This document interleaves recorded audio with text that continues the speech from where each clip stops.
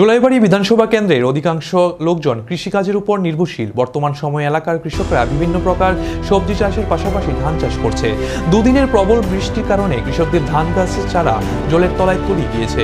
এতে করে অধিকাংশ কৃষক ক্ষতির মুখে সম্মুখীন হতে হয়। এই দুঃসময়ে কৃষকদের পাশে দাঁড়ালো জুলাইবাড়ি কৃষি দপ্তরের তত্ত্বাবধায়ক শ্রীরাম দাস।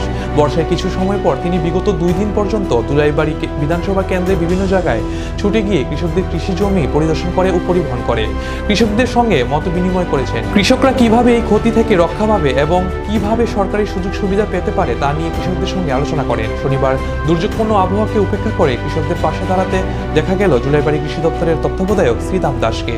সকালে আশাবাদী কৃষকরা যে ক্ষতির সম্মুখীন হয়েছে সরকারি সহযোগিতা পেয়ে তা থেকে কিছুটা নিস্তার পাওয়া যাবে। আজকের এই পরিদর্শন সম্পর্কে সংবাদ মাধ্যমের সামনে এসে জানালেন কৃষি দপ্তরের তত্ত্বাবধায়ক শ্রীরাম দাস।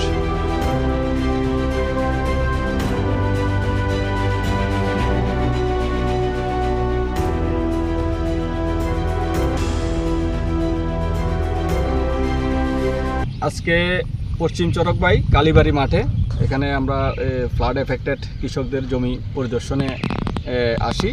তারপরেই আমাদের রাস্তার ওইপারে আছে পশ্চিম চরকবাই, এটা হচ্ছে চরকবাই কালীবাড়ি মাঠ। তো এখানে আমার সাথে এখানকার এলাকার যারা ক্ষতিগ্রস্ত কৃষকরা এখানে অনেকে আছেন, আমাদের স্টাফরা আছেন।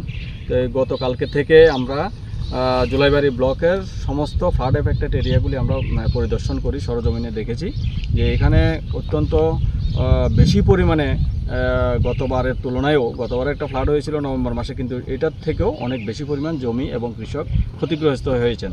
কারণ আমরা দেখেছি প্রায় 80% উপরে জমি কিন্তু কৃষকরা ধান রোপণের কাজ শেষ করেছিলেন, কিন্তু অধিকাংশ ধান এখন জলের নিচে, এবং যারা জ্বালা বিছনা তৈরি করেছেন, চারা তৈরি করেছেন, সেগুলিও কিন্তু জলের নিচে। তো যদি 72 ঘন্টা থাকে তাহলে সেগুলির অধিকাংশ কিন্তু নষ্ট হয়ে যাওয়ার সম্ভাবনা বেশি।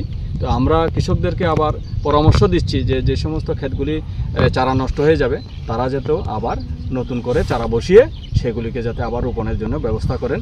তো আমাদের কাছে কিছু যে বীজ অ্যাভেলেবেল আছে বিভিন্ন জায়গাতে, কৃষকের হাতে বা অন্য জায়গাতে খোঁজ আছে, এগুলি আমরা তাদেরকে ইনফরমেশন দিয়েছি বীজগুলো কালেকশন করার জন্য।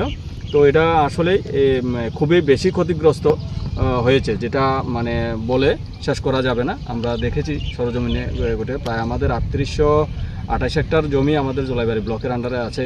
এখনও পর্যন্ত আমরা গত পরশুদিন পর্যন্ত আমাদের 3100 হেক্টরের মতো জায়গা আমরা রোপণের কাজ শেষ করেছিলাম, কিন্তু এর মধ্যে পুরো এরিয়াটাই আমাদের কিন্তু ক্ষতির আওতায় চলে এসছে।